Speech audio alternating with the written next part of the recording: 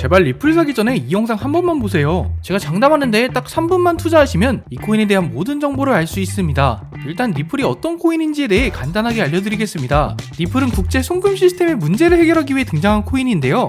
예를 들어 제가 미국에 있는 친구한테 돈을 보낸다고 가정해보겠습니다. 만약 은행을 통해 송금한다면 이 과정도 복잡하고 보내는 시간도 오래 걸릴 거예요. 금액이 크면 직접 은행에 가야 되고 보내도 일주일 뒤에 받을 수 있고 여간 쉬운 일이 아닙니다. 근데 리플로 돈을 보낸다? 진짜 1분 만에 송금이 가능해요.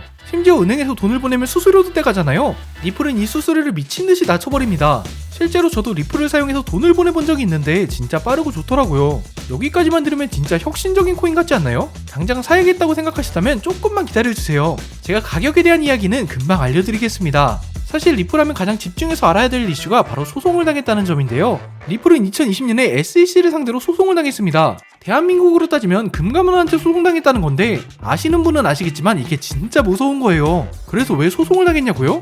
이게 증권이 아닌데 증권처럼 판매를 했다고 불법이라고 합니다. 아니 근데 리플은 주식이 아니라 코인이잖아요. 근데 이걸 코인이 아닌 것처럼 팔았다고 소송을 당한 거예요. 이게 무슨 말이냐고요? 가상화폐의 핵심은 블록체인이고 블록체인의 핵심은 탈중앙화란 말이에요. 실제로 비트코인은 어떤 회사에서 운영되는 게 아니라 수많은 개인들이 노드를 구축해서 탈중앙화가 이루어진 코인입니다. SEC에서는 바로 이런 게 코인이라고 생각하는 거예요. 근데 리플은 창립자도 있고 회사도 있고 심지어 이 회사에서 코인을 발행해 사람들에게 사라고 홍보까지 합니다. 딱 봐도 탈중앙화는 아니죠. 그렇기 때문에 SEC에서 이게 코인이 아니라고 본 거예요. 그러니까 사실상 증권을 판매하면서 코인이라고 하고 각종 규제를 피하겠다는 건데 이게 사실상 리플만의 문제가 아닙니다. 리플처럼 하나의 회사가 독점적으로 코인을 운영하는 곳이 꽤 많거든요. 근데 만약 리플이 여기서 유죄를 때려 맞는다? 그럼 비슷한 코인들이 싹 다 날아가게 됩니다. 그래서 결국 소송이 걸린 거고 이 소송이 중요했던 거예요. 아니 그럼 당장 팔아야 되는 거 아니냐고요? 잠깐만 기다려보세요. 제가 금방 말씀드리겠습니다. 최근에 리플 가격을 보면 겁나 떡상했잖아요. 진짜 미친듯이 상승했어요.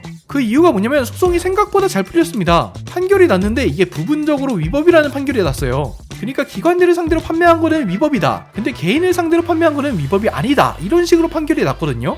원래는 리플이 망하네 뭐네 했었는데 실제로 까보니까 생각보다 나쁘지 않은 거예요. 그래서 리플은 바로 항소를 했습니다. 근데 가격이 떡상하게 된 진짜 이유가 따로 있는데 바로 트럼프 덕분이에요. 트럼프가 친암호화폐 정책을 추진하고 있기도 하고 암호화폐의 적대적이었던 SEC 위원장을 자르기도 했거든요. 뿐만 아니라 새로운 SEC 위원장으로 폴 예킨시라는 사람을 지명한다는데 이 사람이 완전 친암호화폐적인 사람입니다. 그래서 리플이 향후 소송에서 이길 확률이 굉장히 높아졌대요. 그래서 이걸 사야 되냐고요? 이제부터 가격에 대한 얘기를 한번 해보겠습니다. 항상 말씀드리지만 매수 매도에 대한 추천은 절대 아닙니다. 일단 우리가 알아야 될 건 리플 가격이 이미 엄청나게 올랐다는 거예요. 물론 여기서 더 오를 수도 있지만 반대로 떨어질 수도 있습니다. 이 상태에서 떨어지게 되면 아마 큰 폭으로 떨어질 수도 있기 때문에 지금 당장 무리해서 들어갈 필요는 없을 것 같습니다. 추가적으로 리플의 총 발행량이 1000억 개인 거 알고 계셨나요? 진짜 엄청 많죠? 이게 심지어 비트코인처럼 채굴로 풀리는 것도 아니고 리플을 만든 개발사가 보유하고 있는데 이게 단계적으로 계속해서 풀리고 있는 거예요. 매달 10억 개의 물량이 시장에 나온다고 보면 됩니다.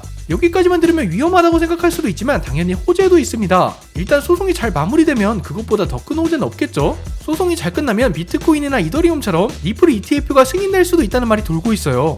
뿐만 아니라 지금 리플의 개발사인 리플랩스가 나스닥에 상장을 준비하고 있다는 말도 있습니다. 만약 이 모든 게 가능해진다면 리플은 진짜 제도권 안으로 들어오게 될 텐데요. 실제로 기술적인 성능도 괜찮은 코인이에요. 아마 그 가치와 신뢰성이 엄청나게 증가하게 될 겁니다. 지금까지 제가 알려드린 정보를 바탕으로 스스로 생각하고 판단해보시는 걸 추천드립니다. 여기까지 보셨다면 좋아요 한 번만 부탁드려요. 제작에 큰 힘이 됩니다.